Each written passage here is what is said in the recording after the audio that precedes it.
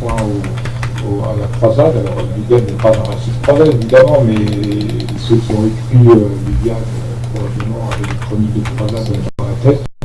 L'Odyssée repose beaucoup à des sagas islandaises. Tout un tas d'études très approfondies ont été faites sur Homère. Et de toute manière, on se pose des questions sur Homère depuis très très longtemps. Ça fait très très longtemps que Homère suscite énormément de soupçons pour des tas de raisons. D'abord, l'idée qu'elle a été composée en 800 et écrite en 600 à cause d'énormes problèmes. Il y a des tas de livres qui ont été écrits pour essayer d'inventer une histoire comme quoi les gens étaient capables de mémoriser ça. On l'a écrit. Quelque part, ça ne tient pas la route. Il y a aussi des problèmes de contenu dans Homère qui... En fait, c'est très simple. Homère ne correspond pas, et ça a été dit depuis déjà plus d'un siècle, la vision, l'anthropologie d'Homère, notamment la vision de la vie après la mort d'Homère, ne correspond absolument pas à ce qu'on peut imaginer avoir été l'anthropologie des Grecs. Il y a toujours, ça c'est un problème qui est très ancien. Homère ne peut pas, on ne peut pas avoir à la fois Homère et puis tout ce qu'on estime avoir par ailleurs dans tout ça. Évidemment, aujourd'hui, je ne pense pas pouvoir convaincre quelqu'un de quoi que ce soit, sinon que quand même le ressenti soit une démarche sérieuse, qui est très riche, qui n'est pas nouvelle en fait, qui est le prolongement de beaucoup de choses. On n'a pas eu le temps de parler de la Bible, mais tout ça est très lié à la Bible, parce que la chronologie telle qu'elle a été établie au XIXe siècle se basait encore sur la Bible. Toute l'archéologie elle-même de la Mésopotamie et du Moyen-Orient s'est basée sur la Bible. On a dit en 2300 avant Jésus-Christ, donc il faut bien que l'Empire de Babylone ou toute Mésopotamie ait déjà existé en 3000. Tout ça a été basé sur la Bible. La Bible, on sait aujourd'hui, n'est pas fiable, elle a été écrite très tardivement, elle n'a strictement aucun fond historique de ce point de vue-là. C'est aussi une des raisons pour lesquelles on est obligé aujourd'hui d'en mettre des choses en question. Voilà, je suis parti un petit peu dans tous les sens, mais ça m'a permis de dire des choses. Et je vais dire, mais on peut laisser des questions.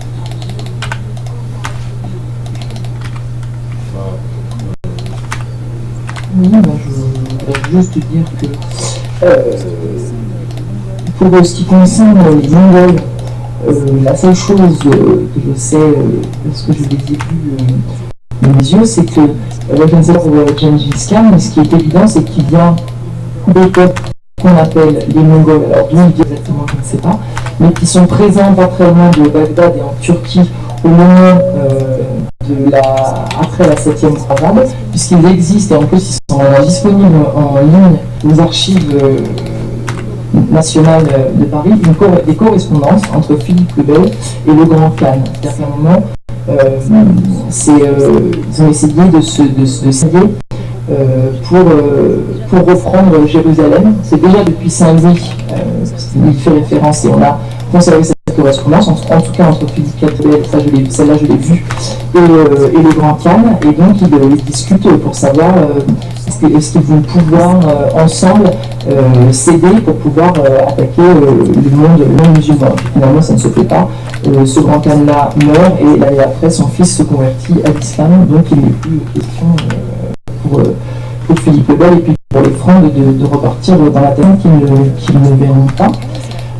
Ensuite, le problème c'est la chronologie, je veux dire, le révisionnisme historique il est salutaire, il est sain et la personne qui ne le fait pas est un dogmatique, mais justement, ce qui est problématique c'est la chronologie, parce qu'au final ça nous emmène vers des questions qui ne nous intéressent pas. Aujourd'hui, un élève de 3e connaît par cœur la Première Guerre mondiale pour le brevet. Il sait quand elle commence, il connaît les batailles, il sait de quand dure Verdun, le chemin des dames, quand est-ce qu'elle finit. Par contre, pourquoi la guerre, qui l'a fait, qui la finance, pourquoi on détruit l'Empire ottoman, pourquoi on détruit l'Empire d'Autriche-Hongrie, il a jamais entendu parler du Bagdad-Ban par exemple, et on ne lui parle pas des enjeux. C'est ça l'histoire, c'est-à-dire évidemment qu'il y a celui qui écrit l'histoire, comme on dit, et celui qui va gommer certains enjeux et ne pas expliquer qui finance qui. Aujourd'hui, on sait que les lords anglais ont financé l'épopée de Guillaume le Conquérant en 1066 pour le mettre dans les cartes du roi parce que c'était dans leur intérêt. C'est ça, c'est ces enjeux-là qui sont cachés, je veux dire la chronologie, et donc se poser la question de telle date à telle date, ça a vraiment quand même très peu d'intérêt. Alors, au Moyen-Âge, ils n'ont pas de carte suffisante chantée de l'apprendre, puisque moi j'en ai vu, mais donc voilà. Ensuite, le problème de si Virgile a été créé au XVe siècle, comment ça se fait que Saint-Augustin le cite? Parce qu'en fait, après, il y a un problème qui s'appelle, ça, je ne vais même pas vous l'apprendre, c'est l'intertextualité. C'est-à-dire que quand on a des auteurs qui citent d'autres auteurs, il doit forcément être avant. Si moi je dis que c'est ma grand-mère qui m'a raconté, ma grand-mère ne peut pas vivre en même temps que moi ou après moi. Donc quand vous avez Saint-Augustin qui cite Virgile, alors il faut que vous déplaciez tout le monde sur l'échiquier parce que lui il cite et machin et c'est un trait. Et je suis sûr que si on le fait sérieusement, ça ne tient pas. Ensuite, pour Florence, les Médicis, oui, c'est vrai, ils ont financé abondamment l'art. Ils ont voulu, parce qu'ils se prenaient pour des empereurs, qu'on refinance, enfin, une esthétique de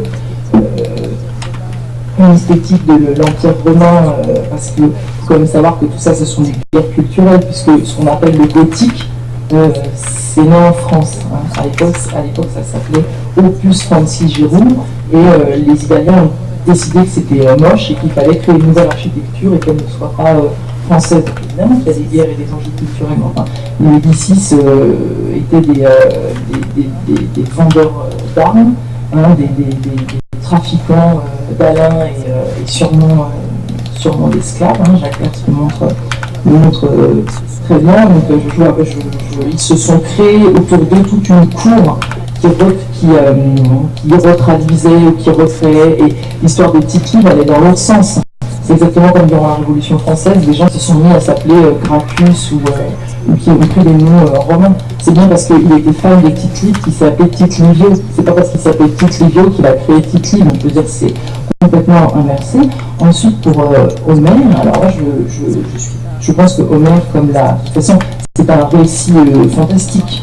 Donc, que la guerre de Troie n'ait pas existé, je veux bien le croire, mais de la même manière qu'on est d'accord que l'Ancien Testament, ce sont des récits mythiques. On retrouve le personnage de Noé dans l'époque sumérienne. En plus, de toute façon, ce sont des histoires qui ont une très forte charge symbolique, qui ont été perdues aujourd'hui. Je signale que Hercule,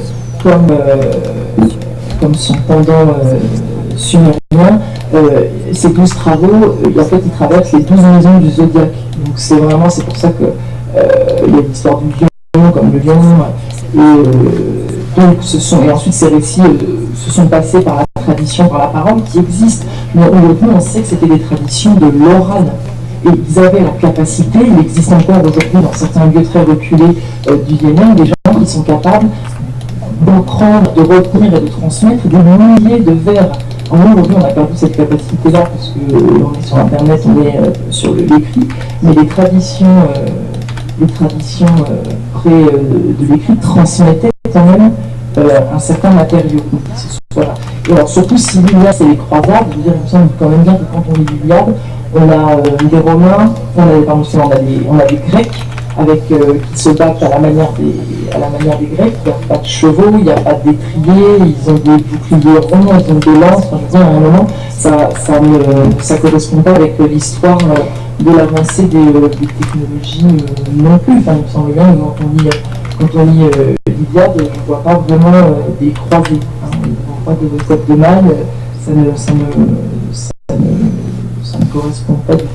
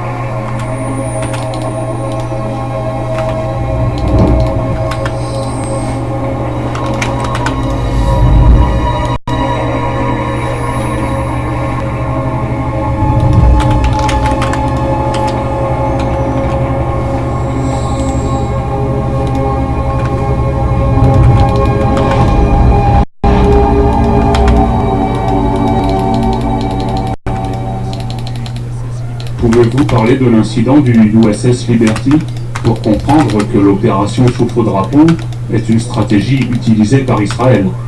Donc il faut replacer cet incident dans le contexte de la guerre des 6 jours de 1967, qui n'est pas en réalité une guerre. La guerre qu'on appelle la guerre des 6 jours, c'est une opération de l'armée israélienne.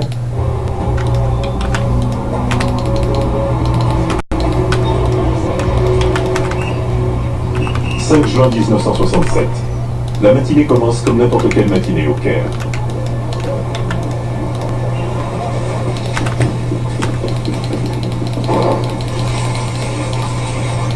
À quelques centaines de kilomètres de là, l'armée de l'air israélienne met en œuvre un plan peaufiné depuis des années.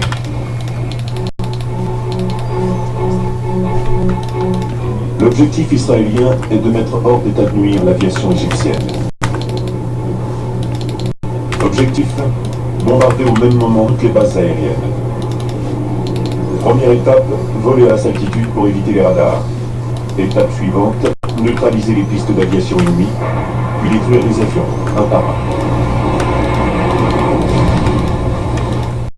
6 jours, c'est pas une guerre. C'est une opération de destruction qui a effectivement été couronnée d'un succès extrême, grâce à, faut dire, les informations fournies par la CIA à l'armée d'Israël, qui ont permis à l'armée d'Israël de cibler précisément toutes les bases militaires de l'Égypte, et notamment les bases aériennes. Donc c'est dans ce contexte-là qu'a eu l'incident du USS Liberty